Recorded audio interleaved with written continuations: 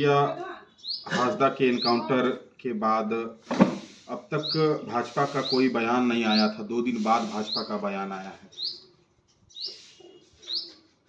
देखिए, ये 11 अगस्त को हुआ है और हम भी बहुत सहमे हुए, इस तरह से सहमे हुए हैं कि आज जो घटना घटी, जो इनकाउंटर हुआ, लेकिन बहुत हिम्मत जुटा करके आज हम आप लोगों के बीच आए कि भाई जिस तरह से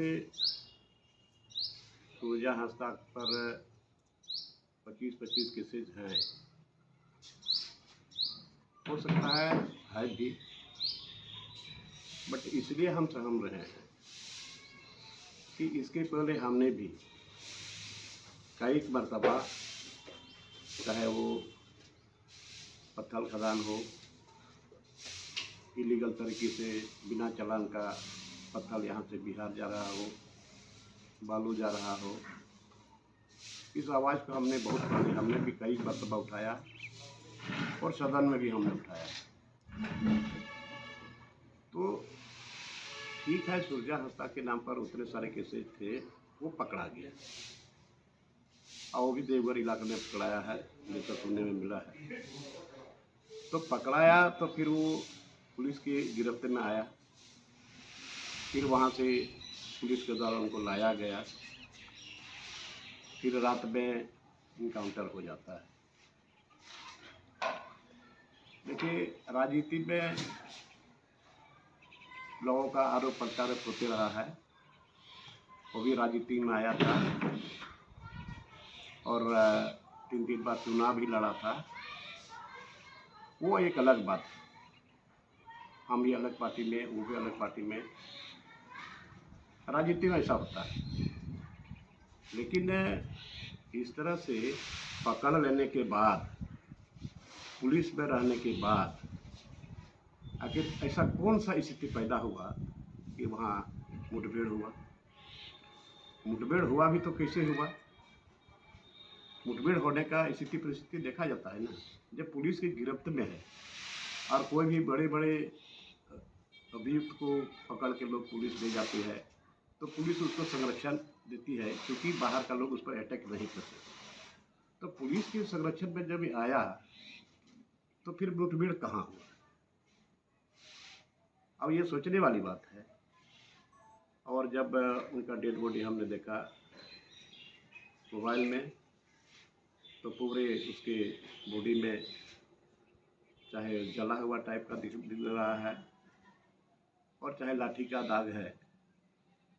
उस समय फिर इसको कहाँ पीटा गया, कहाँ जलाया गया? और मुठभेड़ अगर हुआ तो इसके साथ में और कुछ दूसरे लोगों को भी गोली लगना चाहिए था, या पुलिस लोगों को भी गोली लगना चाहिए था। तो ये सोचने वाली बात है। और इस तरह से एक तरह से आदिवासी की आवाज़ को दबाने का प्रयास किया जा रहा है।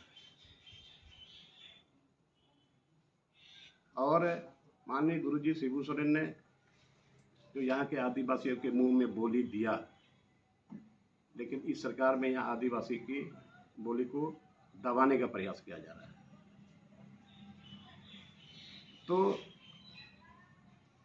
स्वाभाविक है, अभी लोगों के मुंह से जुबान ये निकल रहा है कि किस परिस्थिति में मुठभेड़ हुआ और फिर इनको गोली मार दी। तो काउंटर होने का तो कोई सवाल ही नहीं आता। पहले क्या थे नहीं थे सूर्या हासदा, वो अलग बात है, लेकिन जो इनकाउंटर हुआ, ये एक बात है कि भाई आखिर कौन सा स्थिति परिस्थिति पैदा हुआ जब उसके हाथ में पुलिस के संरक्षण में है, और पुलिस के संरक्षण में रहने के बाद कैसे मुठभेड़ हुई, इसका क्लियर होना चाहिए। दादा, बात निकलकर सामने आ रही है कि शायद CID अब इसकी जांच करेगी, तो शायद उसमें कुछ निकल पाए। देखिए, CID जांच करेगी, क्या करेगी तो आने वाले समय बताएगा। लेकिन मैं स्पष्ट तौर पर कहना चाहता हूँ कि इस सरकार में आदिवासी की आवाज़ को दबाना चाहती है और इसलिए मैं 2 दिन से बहुत सहमा हुआ हूँ। हमें भी डर है कि भाई अगर हम सही आवाज़ उठाएंगे, ऐसे ऐसे बहुत सारे लोगों पर केस है, बहुत बड़ा बड़ा सब केस होता है, लेकिन उन लोगों को तो कहीं आज तक वैसा काउंटर उससे नहीं मारा गया है। गुरुजी के ऊपर इतने सारे केस थे, और सारे लोग गोड्डा जिला में भी और जिला में भी बहुत सारे लोगों पर बड़े बड़े केस है, लेकिन आज तक ये रिकॉर्ड हो गया गोड्डा जिला में कि इस तरह से इनकाउंटर नहीं होना चाहिए था, और हुआ भी तो ये गलत हुआ। मिश्रा जी पर आरोप लग रहा है, उसकी माँ मिश्रा जी पर आरोप लगाई है। मिश्रा जी ने जो बोला था गोड्डा में, तो उस पर सब लोग देख ही रहा है, और ये 11 जून को बोले होंगे थे, और ये 2 महीना में 11 तारीख को ही इसका इनकाउंटर हुआ। पंकज मिश्रा कौन है? पंकज मिश्रा क्या है वो सब लोग जान रहे हैं। वो कौन सा वो संवैधानिक विधायक पद पे है? प्रतिनिधि है बरेट का, मुख्यमंत्री का विधायक प्रतिनिधि, यही है और क्या है। तो फिर इतनी बड़ी जो है बयान सामने आ रहा है आप उनका। सरकार समझे क्या छूट दिए हुए है, सरकार समझे कि भाई एक पुलिस अधिकारी बोलता, चाहे एसपी बोलते, डीएसपी बोलते या थाना वाला बोलते, कि भाई वो एक अलग बात है, लेकिन एक साधारण आदमी, एक विधायक प्रतिनिधि, आप बोल रहे हैं कि भाई मारे जाओगे नहीं, तो इस तरह से लोगों के बीच क्या मैसेज जा रहा है। दादा, आप कह रहे हैं 2-3 बार अभी बोल चुके कि आप सहमे हुए थे। आप जब जेएमएम में विधायक थे उस समय भी आपकी आवाज़ जो है वो अपनी ही सरकार के खिलाफ रहती थी।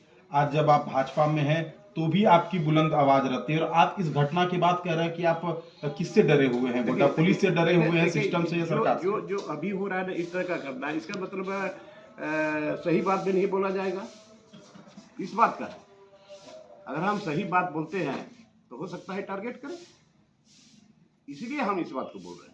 इस बात का डर है माने जिस तरह से अगर ठीक है सुरजा हंसदा क्या था नहीं था वो तो अलग चीज है, बट उस पर जो इनकाउंटर हुआ ये बात समझ आ गई।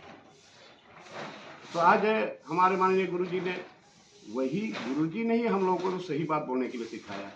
जल जंगल के जमीन का बात हो, यहाँ मिनरल्स का बात हो, यहाँ डेवलपमेंट का बात हो, यहाँ एसपीटी एक्ट का बात हो, वो सारा चीज वो तो गुरुजी खुद रांची में नगरी में बोले थे। मैं सरकार में हूँ और सरकार में स्टेयरिंग कमेटी का चेयरमैन भी हूँ, लेकिन हमको सरकार के विरोध में बोलना पड़ता है, क्योंकि आदिवासी मूलवासी की जमीन की बात है, रक्षा की बात है, तो सही चीज़ तो बोलना पड़ेगा। लेकिन आप सही चीज़ अगर कोई बोलेगा तो इस तरह से जो हो रहा है ये बहुत हमारी समझ से ये गलत हुआ है, और इस पर मैं मांग करता हूँ कि इसका सीबीआई जांच होना चाहिए। तो ऐसा नहीं लग रहा है कि छर्री गिट्टी का जिस तरह वैध अवैध जो अभी पूरा परिचालन हो रहा है बस ई ट्रक से, तो जो बोलने जो उस मामले में कोई अगर बोल रहे हैं तो उसके ऊपर कार्रवाई हो रही है? यही तो है कि भाई जो आदमी सही है, आज तो हम लोग नहीं देखते हैं यहाँ कितना छर्री कितना बालू दिन और रात जा रहा है, तो आखिर जनप्रतिनिधि बोलेगा तो कौन बोलेगा? बोलना ही पड़ेगा।